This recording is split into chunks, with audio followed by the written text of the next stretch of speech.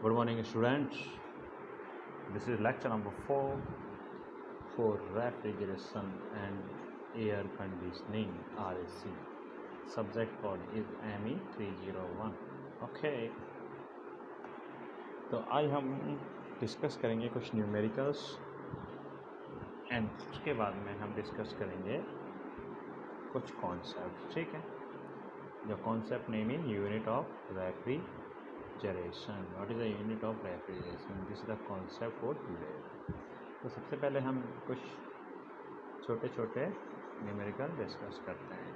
एक बहुत ही simple numerical discuss कर जा रहे हैं हम. तो देखते हैं question number 1. A Carnot refrigerators works between temperature limits of 277 degree C and 27 degree C. Its COP is. तो क्या क्वेश्चन में आपसे क्या पूछा जा रहा है कि एक कार्नोट रेफ्रिजरेटर है. क्या है? एक कार्नोट रेफ्रिजरेटर जो टेम्परेचर लिमिट किसके बीच में काम करता है? 277 एंड 27 डिग्री C. तो आपसे COP पूछ रहा है. तो सबसे पहले आप बेसिक COP का फॉर्मूला क्या है? कार्नोट जो रेफ्रिजरेटर की COP का फॉर्मूला क्या है? वो है T lower upon T higher minus T lower. This is the basic formula for COP of Carnot refrigerator. तो कुछ नहीं करेंगे हम इस फॉर्मूले में, इसको पुट कर देंगे डाटा को, तो आपका आंसर आ जाएगा. ठीक है.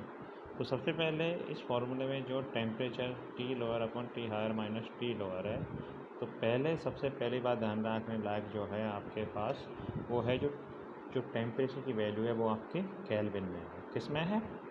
केल्विन में है. ठीक है.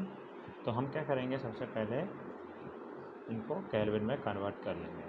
तो 277 प्लस 273 कितना आ गया? 550 केल्विन.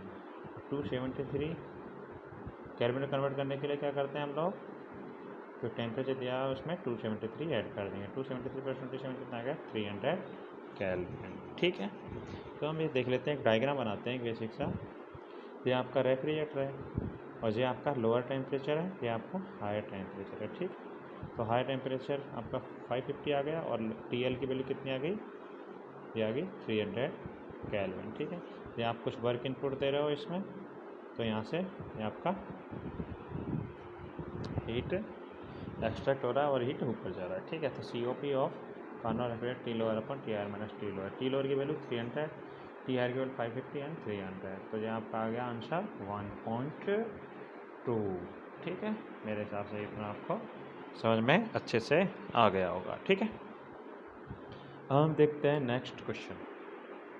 ठीक है. सेम क्वेश्चन है, क्वेश्चन बिल्कुल सेम है, लेकिन क्या किया है इसमें है, मैंने हीट पंप कर दिया. रेफ्रिजरेटर की जगह क्या हीट पंप कर दिया है. टेम्परेचर लिमिट्स बिल्कुल सेम है, 277 एंड 27 डिग्री C. बिल्कुल सेम टेम्परेचर लिमिट है, लेकिन हीट पंप कर दिया हमने. तो ये आपका वर्क इनपुट से हो गया आपका ये Q लोअर और ये Q हायर. ठीक है. तो COP ऑफ हीट पंप क्या होगा? T higher upon T higher minus T lower. T higher की वैल्यू कितनी है? 550. T लोअर हायर की वैल्यू T 550 माइनस 300. तो COP कितना है? 2.2. ठीक है. अब हम एक चीज़ देखते हैं, हमने पिछले लेक्चर में हमने देखा था, हाँ, COP ऑफ हीट पंप बराबर 1 plus COP of refrigerator. This is the formula we have driven. ठीक है. ये फॉर्मूला हमने ड्राइव किया था, तो ये आपका फॉर्मूला. ठीक है. तो ये देखते हैं COP of heat pump, same temperature limit है. COP हीट पंप कितना आ रहा है? 2.2. ठीक है. बराबर 1 प्लस COP ऑफ रेफ्रिजरेटर कितना आ रहा है? 1.2. तो ये आपका 2.2 आ जाएगा. मतलब आपका ये फॉर्मूला आप काम में ले सकते हो.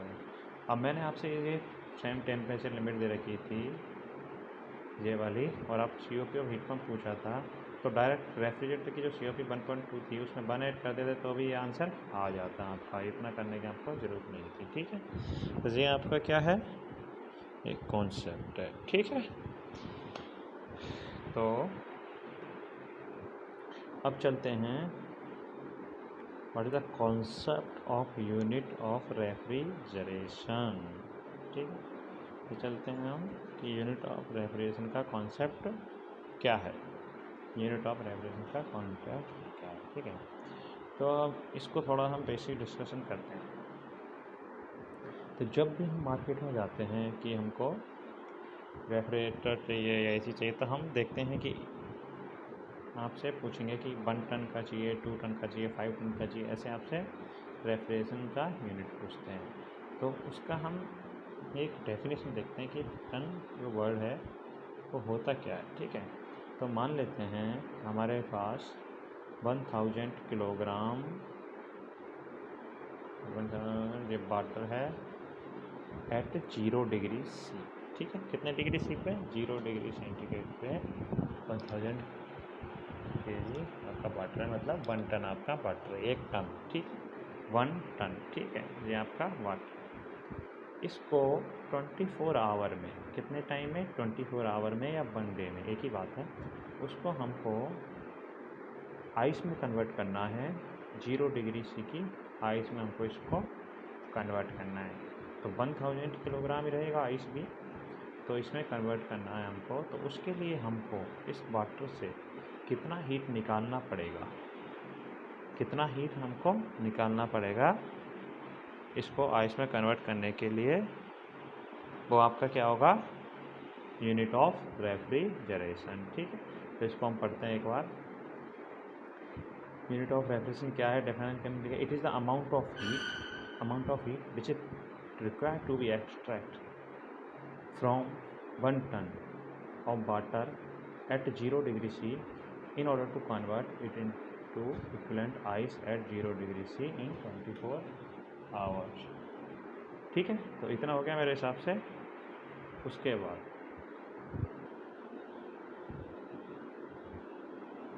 तो मेरे हिसाब से आपका ये इतना हो गया होगा।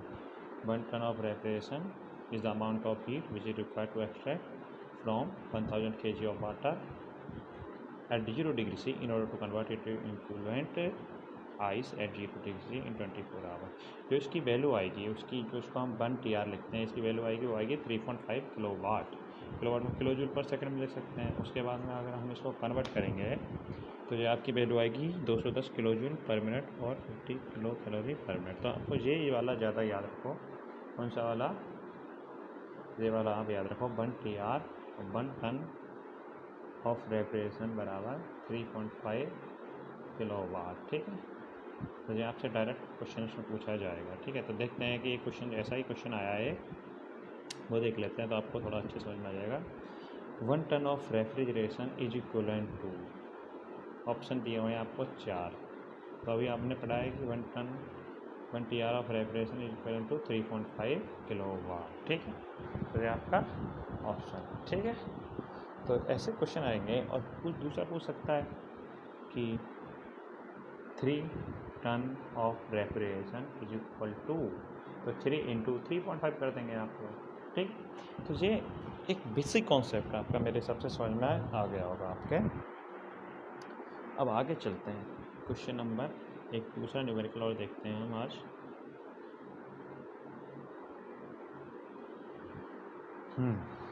The coefficient of performance of a heat pump working on reverse Carnot cycle is 6। COP of heat pump कितना दे रखा है आपको? 6। If this machine works as a refrigerator with work input of 10 kilowatt, the refrigeration effect will be, तो उसने आपको क्या दिया हुआ है? COP ऑफ हीट पंप दिया हुआ है 6। ठीक है, उसके बाद में वो बोल रहा है कि ये मशीन को अगर हम रेफ्रिजरेटर के ऊपर, ये मशीन अगर रेफ्रिजरेटर की तरह काम करे, किसकी तरह? रेफ्रिजरेटर की तरह काम करे, तो रेफ्रिजरेशन इफेक्ट क्या होगा वो पूछ रहा है। अगर ये machine COP of heat pump उसमें रखा है 6 और रेफ्रिजरेटर की तरह काम करे अगर ये मशीन, और वर्क इनपुट है उसका 10 किलोवाट, तो रेफ्रिजरेशन इफेक्ट क्या होगा? ये आपसे पूछा गया है। ठीक, क्या पूछा गया आपसे? रेफ्रिजरेशन इफेक्ट क्या होगा अगर वर्क इनपुट 10 किलोवाट। ठीक है, तो देखते हैं। आप पॉज करके वीडियो को इसको सॉल्व करने की कोशिश करें। ठीक है, तो आगे देखते हैं। ठीक है, आपका दे रखा है उन्होंने COP ऑफ हीट पंप 6, ठीक है। तो हम COP ऑफ रेफ्रिजरेटर निकाल सकते हैं, कितना होगा 5। कैसे कि COP ऑफ हीट पंप, ये हमने बार बार ये फॉर्मूला हम देख रहे हैं, COP of heat pump equal to 1 plus COP of refrigerator. तो ये 6 है, तो 1 प्लस COP ऑफ रेफ्रिजरेटर, तो COP ऑफ रेफ्रिजरेटर कितना आ जाएगा 6 माइनस 1 बराबर 5, ठीक। ये आपका आ गया, ठीक है। अब हम देखते हैं COP ऑफ रेफ्रिजरेटर 5 आ गया आपका।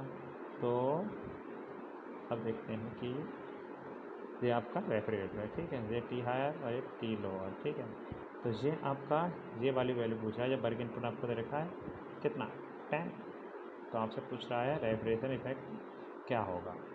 तो आपको COP पता ही है, COP ऑफ रेफ्रिजरेटर कितना आ गया 5 आ गया है। 5 बराबर होता है refrigeration effect divided by work input. ये आपका COP ऑफ रेफ्रिजरेटर का फॉर्मूला है।